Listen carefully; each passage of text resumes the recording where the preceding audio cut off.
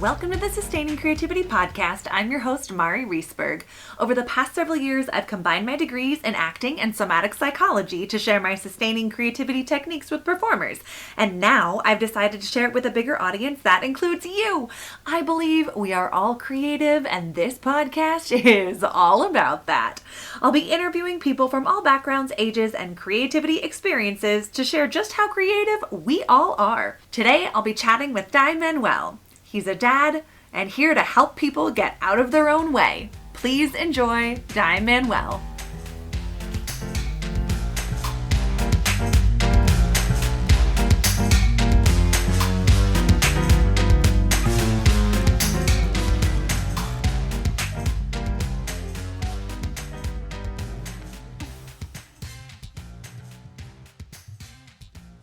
Welcome to the Sustaining Creativity Podcast. Today I am here with Dai Manuel, a people person and someone who helps people get out of their own way. Welcome to the podcast. Thank you. It's a pleasure to be here. I feel like it's been a long time coming. It has. On my fault, all my fault. But I got rescheduled like a bajillion times. But it happened. I'm all the more excited to be here today. So thank you for the opportunity and to be here to talk about something that I love and it's near and dear, which is extremely near and dear to you. And that's just the art of being creative. You know, yes, absolutely. It's a huge passion of mine, and I am gathering a huge passion of yours as well. But before we get to creativity, if you would take a couple of minutes and just let our listeners know a little bit more about who you are and what you do.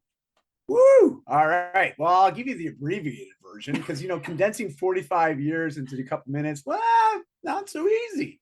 I definitely have to get creative. No, I'm 45 years old and, or young, however you want to look at it. I'm Canadian and, growing up in Canada has been a lot of fun. But it's also, it's just been an interesting culture to grow up in. And, we can sort of unpack that a little bit later, but I grew up or was born just outside of Toronto, but, went through the usual rigmarole of growing up and whether I arrived or not, that's up for debate. But I, at 18, decided I'm going to move across the country to Vancouver, where I got into University of British Columbia, and really that was just an excuse so I could say peace out and move away. And being in Vancouver has just been amazing. And for those that aren't familiar with the Pacific Northwest, like the Seattle, Washingtons and the Portland, Oregons, and a lot of every little cool place in between, it is a rainforest. Lots of rain during the winter, but beautiful summers. And it's home, and we love it here. And I do lots of different stuff, but if you really want to know about me, first and foremost, I'm a dad of two beautiful teenage girls. They're now 17 and 19, Chardonnay and Brie, wine and cheese. Yes. A couple socialites in the making. And and then my wife, Christy, we've been dating for 22 years. So those are really the things that matter most, obviously. And then outside of that, professionally, I've done lots of different things, but it's always around the idea of change. And not just me changing myself, but also helping others navigate change. Because, change is hard. It is. Yeah. It's always worth it, but it's not necessarily easy. Right. And it involves getting really uncomfortable sometimes, making lots of mistakes sometimes. And, at periods, we actually have to regress to progress. And for a lot of us, we don't like seeing regression. It's very deflating, discouraging. And listen, I can speak to that. I was morbidly obese as a teen, struggled with alcohol abuse, then was diagnosed with chronic autoimmune disease. Left a career of 17 years. Listen, when it comes to change, I've had lots of it. Yeah. and so I like to help people navigate that. Yeah. Well, I let's just say I've gotten out on the other side, and in reflecting, I can find the positive in the activity. It's when you're going through change, though, it's hard to be positive, right? It is. Like you're like, oh, you can't see a foot in front of you. It's like being in murky water, and it's like there's clarity and nice warm water is just over there somewhere, but it's hard to stay the path and course when we can't really see where we're going and we're so consumed by the actual activity of change, Absolutely. So anyways, that's it. That's me. I love it. And you're a very enthusiastic human on screen and I vocally. like I love it. energy. I like energy. You know what? Energy is meant to be shared. And I made a decision a long time. I'm actually naturally introverted. So anybody listening or watching this, they're probably thinking, yeah, right. No, I'm naturally by default an introvert, but I choose to work as an extrovert. Reason being is I want to make an impact, and I wanted to make an impact on the world, and make a mark. And I realized, as an introvert, it just takes a lot more effort in certain situations, right? To extend beyond that comfortable space. And so I've worked really hard, especially for the last, let's say, 12 to 15 years, to put myself out there, to bring more energy, to create an experience with people I interact with. So it's a choice. It's a choice. It is. I support the choice and respect the choice equally. Well, thank you. Thank you. Well, being that we're here to talk about creativity today, what does it mean to you to be creative? That's a really good question. And I would imagine it's quite a subjective answer you get, because it's creativity is a personal experience in certain situations. And obviously our relationship with what it means to be creative, it can be very different from person to person. But if I think about it for myself, being creative is really that expression of emotions, I really feel it's like that. Like, I'll be the first to admit, like, I am not very good at articulating my emotions.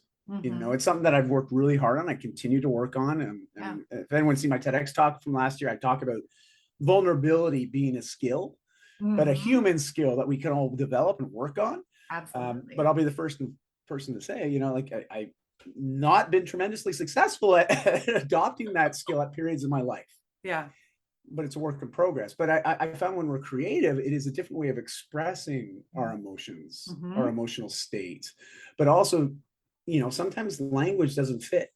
And sometimes there has to be different ways of expressing that and connecting with other individuals, and really allowing empathy and connectivity to sort of make the bridge between concept and the person experiencing that creativity. So for me, that's really what it is. It's just another way to express, and express in a way that creates impact and change, and hopefully entertainment at times, creates a happy feeling for others, right? Like, I really feel like creativity often makes people feel good, Yeah. It increases our joy, our productivity. Sure. Lots of benefits to creativity. But I love that. I love that it's not only a verbal experience for you, but also an emotional expression or energetic expression. I think at times people forget that we have so much more than just verbal language to express ourselves through. Absolutely. And so creativity is just one of the things. Now I do like the written word. I've been a writer, most of my life, and even went to school for English literature and philosophy, which, hence I work in the health and wellness space, because anybody that knows those, it's like you either become a lawyer or a teacher, and that's pretty much it. And I didn't like either of those choices. So I just did what I was passionate about, and that was helping people with their well-being, and it's been great. But definitely those skills allowed me outlets to be creative. Think creatively, creative thinking, but also the writing was a wonderful way sort of to be able to articulate thoughts or complex ideas and simplify it for others to consume, and not only consume it, but adopt. Right?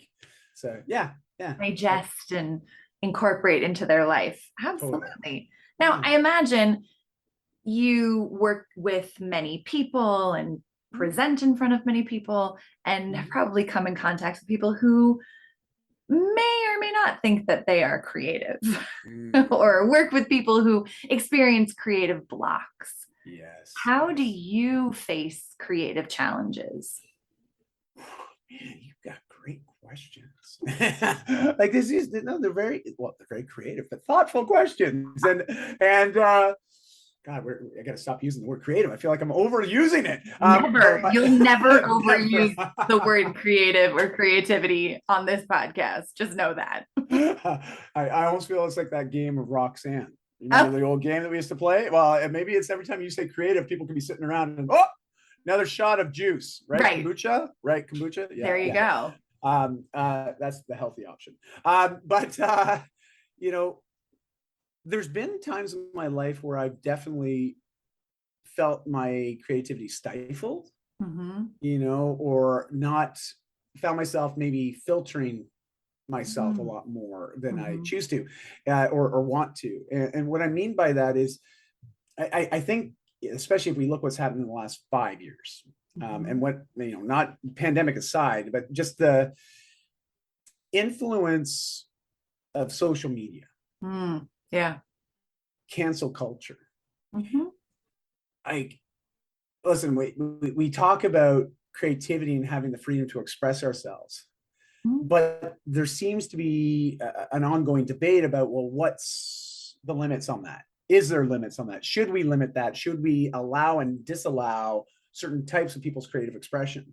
And I know it's a really, I mean, it can get quite ugly, right? Because it's a very polarizing conversation. And I know for myself, I found myself filtering sometimes, and what I mean by that is, like, I start second guessing things that I want to say or ways that I want to express myself in fear that it gets misinterpreted, misquoted, taken out of context. Like, it's like, that's honestly what I've been feeling. And I know I'm not unique in this feeling. I think there's a lot of people feeling it. So for the creatives out there, that in itself, at least for me, has become a bit of a block. I find that I don't show up on social as much as I used to. I don't create as much content as I used to. And I feel that I'm missing something because I'm not. I have to be honest. Like, I look at my blog, and, in its first, I'd say about 12 years of having my blog, I published about 1,700 articles. But in the last 3 years, I think I've only done under 100, over 3 years. So you can think just like the mass amount of content and what I was putting out. And then all of a sudden it sort of just retracted. And I think I found myself losing steam, and just because when you start second guessing yourself and sometimes your motivations as well, it's easy to get derailed. So I'm sort of in that mode right now of just rediscovering, but also redefining. What does it mean to be creative? What does it mean to create content that inspires, motivates, and educates, and hopefully in a fun way? And so, I don't know if that answers your question, but for those that are feeling the block, I think it's a matter of looking at how was I before I started to notice that I was having a block, or I was having, because there's usually something that shifted, changed, So for me, it's trying to figure out what is that. And then once you know it, you can start to do something about it, Absolutely. That mindfulness is such a huge piece there of, like, having awareness of what is happening, so we can make a choice to do something different if we want to, or choose to do the same. Valid choice there too. True. But also on that note, though, like, it's interesting because I have to remind myself that at periods of my life when I've been dealing with really just hard struggles, like just challenging moments. Believing that something positive is possible doesn't always feel like it's actually possible. Right. When you find yourself stuck in that situation, or staring down the barrel of change, right? And especially if it feels like it's been thrust in our face, to stay creative, to stay positive, it's not simple. It's doable, but it takes a lot of work. A lot of energy, a lot of clarity, and also building confidence that we feel that we're doing the right things for the right reasons at the right times. Absolutely. And as you can see, I go down these, like, I don't know, cranial rabbit holes, and I start thinking about all these other opportunities or possibilities. And I think, when it comes to the blocking, it's just the mindfulness piece, and being able to ask for help, right? Oh my gosh, absolutely. Yeah, asking for help, huge skill, so important. Not easy in concept, not easy in practice. Not, at least for certain types. For me, it was really hard, for sure. I believe it. I'm so curious, when you were talking about, creating massive amounts of content and putting it out there, what do you do creatively that's just for you that you don't share with people? Oh, that's another nice question. Well, for me, a lot of the content I've produced, I haven't even put out there, to be honest. Like, I have to be perfectly frank. Like, it feels like the tip of the iceberg at times. And I know this is common with, a lot of people, like a lot of artists, like they produce a tremendous amount, because it's that actual activity, the practice of doing is Right. actually where the cathartic nature of the act, Yeah. it's nourishing. It's It's the nourishing. process. It's not the Yeah. product. Yeah. Yeah, exactly. That is the idea. It's the journey, right? Not the Mhm. destination. And so I think for me, at times, it is that. It's Okay. just going through the process of maybe me researching some subject matter and Yeah. taking different concepts and seeing how do I make a creative bridge to bring these two complex ideas and make it one simple idea. And Mhm. so it's that critical thinking, creative thinking. And sometimes it's, I've heard people relate to it. Oh, it's just mental masturbation. I'm like, yeah, I guess so. Fair Maybe. enough, whatever. I don't care. You can call it that. But for me, it's stimulating, Yeah. and I like to read a lot, but also just reading to expand Yeah. perspective, and understanding. And for me, that's also in itself a way to stimulate creative thought. Hmm. And so those are things that I would do for myself, but it eventually comes to a place where what I'm learning or bringing inward, it's the weirdest thing, but at the oddest of times, sometimes I bring out what I've been learning or thinking or pondering on, and it just works itself into a situation in my life. And I Yeah. can't plan for that. It just happens, Right. and I love that. But I love that because there's that moment where it's like, oh, you know what? Like the practice, the preparation Hmm. made it possible to have this moment right now. Yeah, Yeah. absolutely. I love it. I love you know, it's something that brings you a lot of joy, the reading, the research, the Mm-hmm. gathering of information, and maybe it'll turn into something and maybe it won't, but that's not the goal for it. No. The goal is because you enjoy doing it. And I think we forget how important it is to fill our own creativity cup by doing Mm, those things so that we can share something else with other people in the moment it feels authentic. yes. Yes.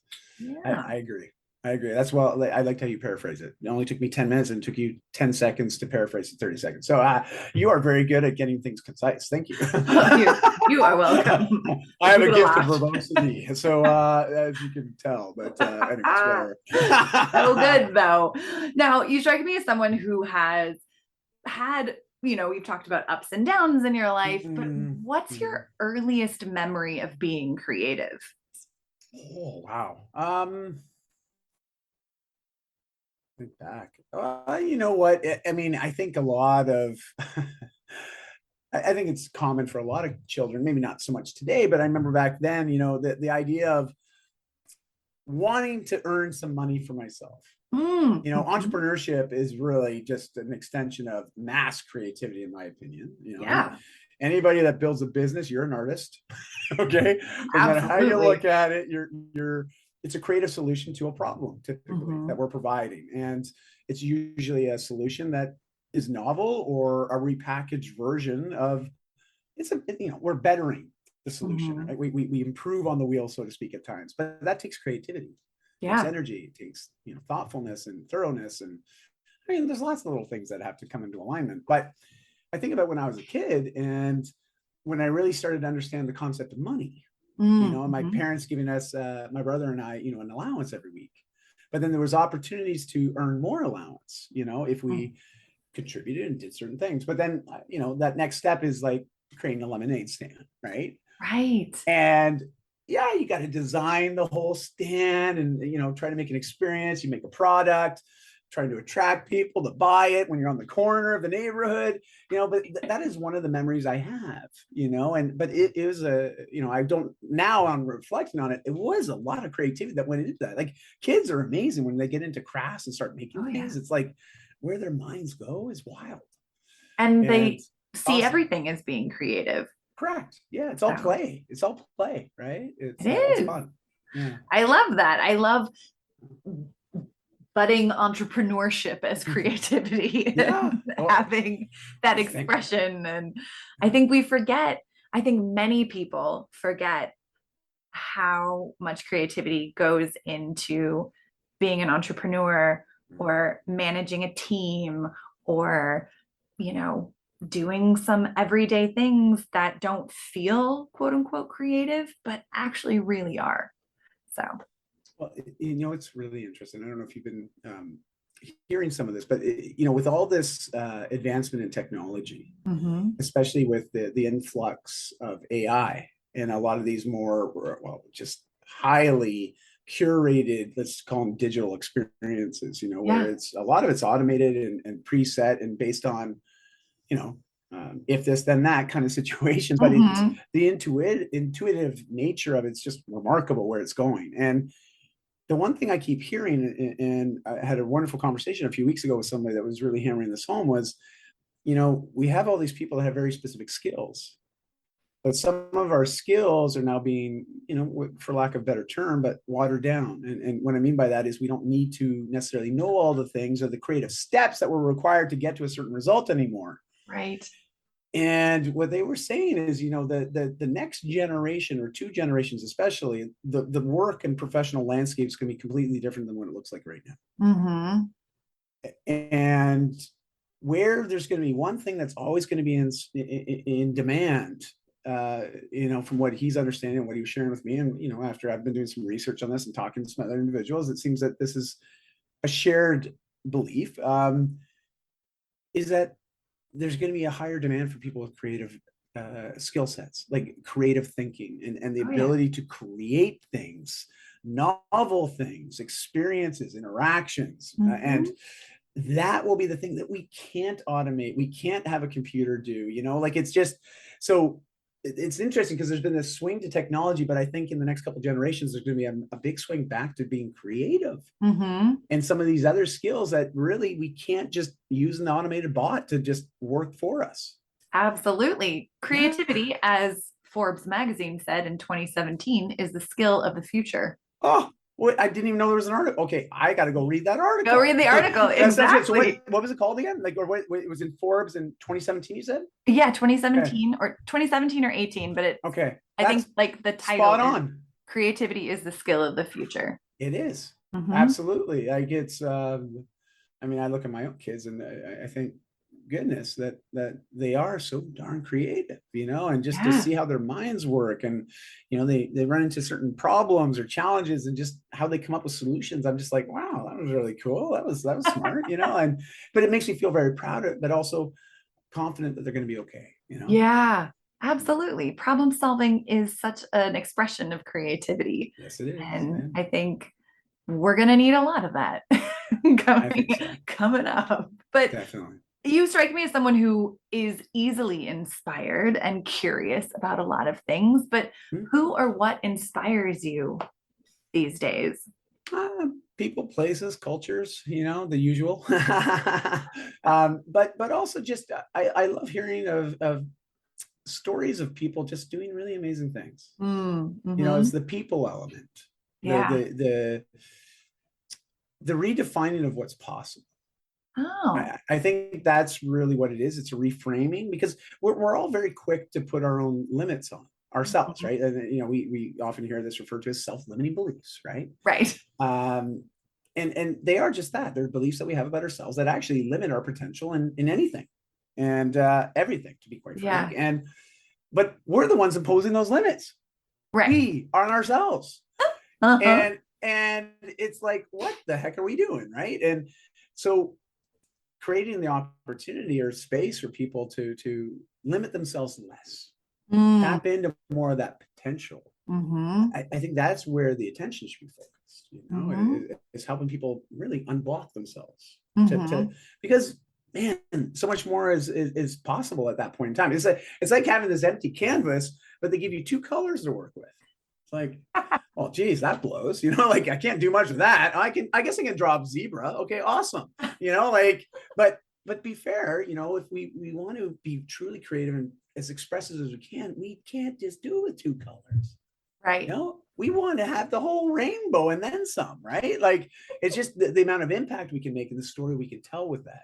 It's just more dynamic, more accessible, in my opinion. Yeah. And so yeah, those are just some of my thoughts on that. And whether it's right or wrong, I don't know. It sounds right, but I don't know. Is there a right or wrong? It's like what inspires you, right? And everyone has their own version of it. But I love the people doing, incredible things or like changing their life in some capacity, I Yeah. think. I like documentaries. I really Yeah, do. I love documentaries, and that's awesome. I do, and I like TED Talks. Like they're Mm-hmm. great, and podcasts like yours. Oh, thank Again, you. a great example of just other ways of exercising a part of our brain that otherwise, unless we put some thought into it, it may not get exercised, right? Right. Like I always joke, there's this muscle between our ears, and it's actually the muscle we need to care about the most. Exactly. It needs to be exercised. How do we do It that? does. Yeah. Yeah. Learning, Yeah. curiosity, Right. imagination, Yeah. creativity is how we flex it, I think. Actually, you're spot on, because I was at a conference a couple months ago speaking at this men's conference, and Mm-hmm. I had this opportunity to meet this neuroscientist from Australia. Mm-hmm. And he said the most amazing thing. He said, our brains are not wired to be happy. And so everybody was like, okay, interesting. Where are you going with this? And he goes, no, well, but what we are wired to do is to learn. Mm-hmm. And the two best ways that we learn is through modeling and mentorship. Mm. Because when you really think about, how do we learn? Well, we learn by trying to model other things that other people are doing, Yep. right? That they were showing us, we're seeing it, we're hearing it, we're touching it, like whatever. And then mentorship, which is the actual activity of doing the thing, but then being coached and supported from someone that may already have more experience in doing that thing. Yeah. And in turn, help us develop those skills deeper. And so if you think about how we learn and how we grow, it's so true. But Mm-hmm. those are the two most effective ways that we learn: mentorship and modeling. I love that. And creativity plays into that hugely, Both right? of Hugely. them. Yeah. Yeah. Yeah. We have to have creativity within both of those. Correct. Yeah. Absolutely. I love that. Yeah. That's fantastic that they're doing the research to back it up. No, it's I really, think. I love neuroscience. Like, I think it's Me too. absolutely awesome. And just especially some of the breakthroughs were, I wouldn't even say the breakthroughs, but maybe it's more discoveries, or what they're starting to be able to prove. We've always had all these assumptions, but it's always hard to prove them, right? But I'm Right. finding that science is getting more creative in Yes. how they're identifying, but also putting together the map, right? Mm-hmm. And we're just scratching the surface of what's Oh, actually going on between our ears, I and know. it's pretty cool. It's pretty And cool. there's so much creativity that goes on into these Yeah. within these discoveries. And I Yes. love that as Yeah. well. Yeah. Yeah. I mean, what a gift to give someone mentorship and Mm-hmm. modeling, and how that impacts other people, and the creativity you as a mentor or model bring into the relationship too. So Try. uh-huh. I mean, we're all just trying our best, right? And I think, I hope so. well, yeah, I guess I kind of made an all-encompassing statement there, but to be more correct, you're right. I would like to say most people, Yeah, I think, are in tune to that, but just because we're in tune, it doesn't mean we're doing. 100%. We still have choice every We day that do. we can As long choose as to we believe we navigate it. have choice, though, right? Like I've realized that with some, over the years, different types of clients and Mm-hmm. other conversations I've had, it's, listen, we're all struggling at times, we Absolutely. all do, and yet we often go through, at least based on my experience and what I even did with my own life, is we go through dealing with our struggles believing that no one would understand what we're going through. Mm-hmm. And here's the thing: as soon as we open up Mm-hmm. and we actually talk to somebody, and I'm not saying anybody and everybody, because not everyone deserves a vulnerability. It should be Sure. earned. Trust is earned. It's not just Mm-hmm. given and granted arbitrarily. I mean, maybe it does, but it's, you have to wonder the value of it at that point, right? If it's just something that we freely give away, well, is it important to us as it should be? Do we value it as much? But this being aside, there's this idea of being vulnerable, because when we're vulnerable, and I mean, we're not weak, we're not exposing ourselves to be injured, but what we're Mm-hmm. doing is we're trusting in another individual, something that's alive and real for us in the moment, something Mm. that is very serious for us. Maybe it's something that we have been struggling with, that we want to survive or surpass, overcome. Mm-hmm.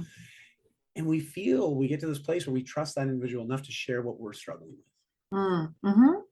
in my own life, when I've gotten to this moment and I've actually been vulnerable with another human being, I've always been pleasantly surprised because inevitably their often response to me is, "Oh, me too."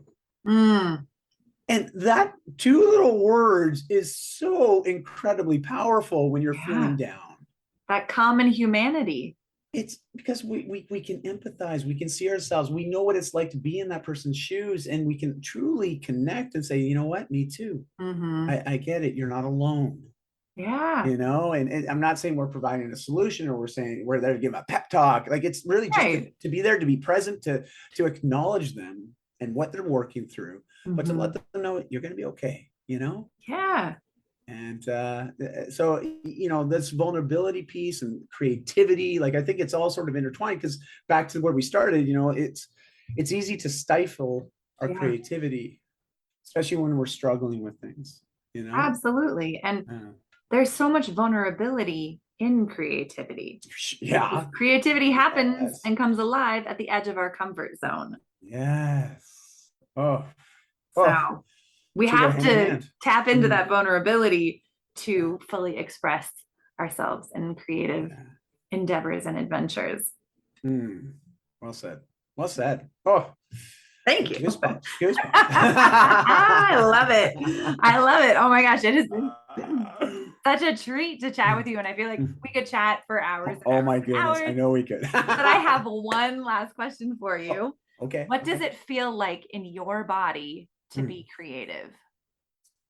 I guess it depends, because, and I say this not to be convoluted or or cryptic, but there's different creative activities I do, Mm-hmm. and in doing them, there's different feelings that I experience. Mm, I'm trying to think about the similarities, but I think it's easier to talk about the differences first. And as an example, when I'm coaching people, in mm-hmm. particular, like, say, leading a group session, Yeah.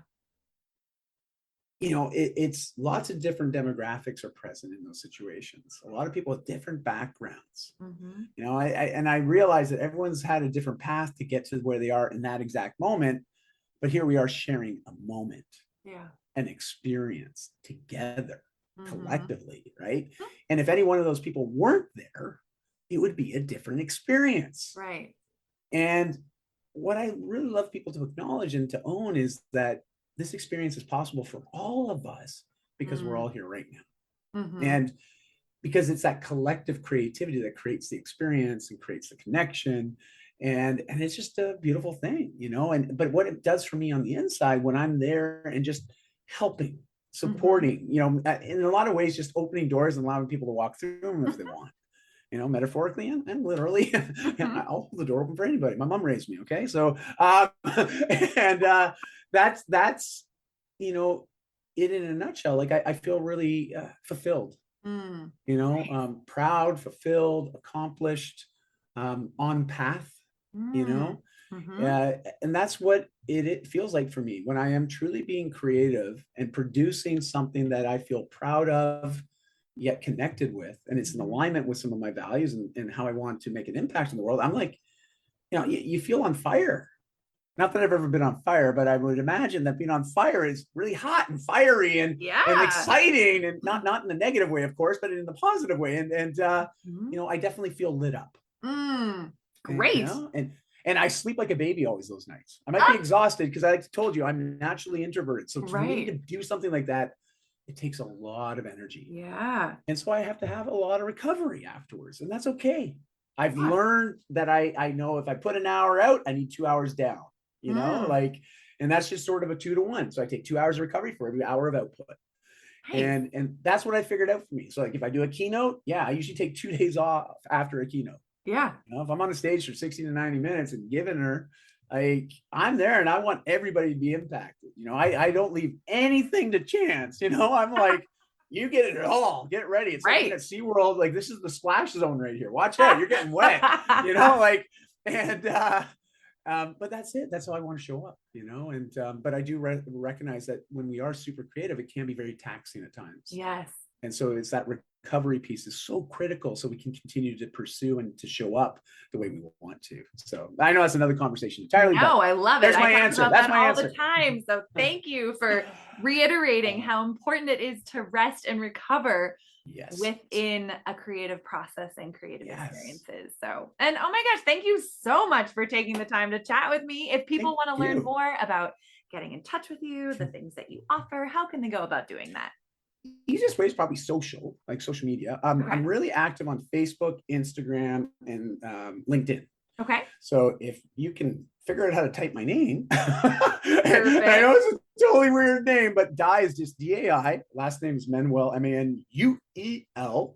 You will find me and just shoot me a message. Just say, hey, like literally send me a GIF with, hey, and that will get the conversation started. And if you have a chance and you want more information or content around some of the things that we've talked about today, like I said, my blog is feel like you're going through the looking glass. Okay. What I mean by that is it's kind of a rabbit hole, and I don't apologize for this, but there's a lot of content on there. I've had people write me and it's like, my gosh, I lost a couple hours on there, like, and because one content will go to another piece, and it's like, watch out, but I can tell you right now, if you consume a little bit of that, it will start to shift your perspective. And it's all about the inputs. Like if you're not liking the outputs in your life, change the inputs in your life. That's a great tip to leave on. And thank you so much. I will put all this information in show notes so people have easy access to finding you. And thank you again for taking the time to chat with me. It's been such a treat. Thank you. It's been amazing. I so love that you put this out to the world, create a space for these creative conversations to happen, and just say thank you. Thank you for being such a service-driven leader, and someone that's really creating a space for us to have these types of conversations. It's much needed. Thank you so much. Oh my gosh, I love it.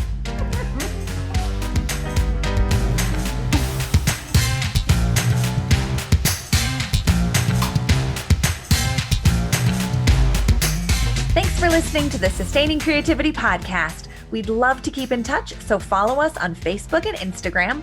We are at Sustaining Creativity. Make sure to subscribe to the podcast wherever you listen to podcasts.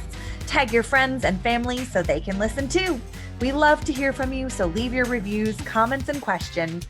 Check out our website, sustainingcreativity.com, for upcoming offerings and creativity coaching.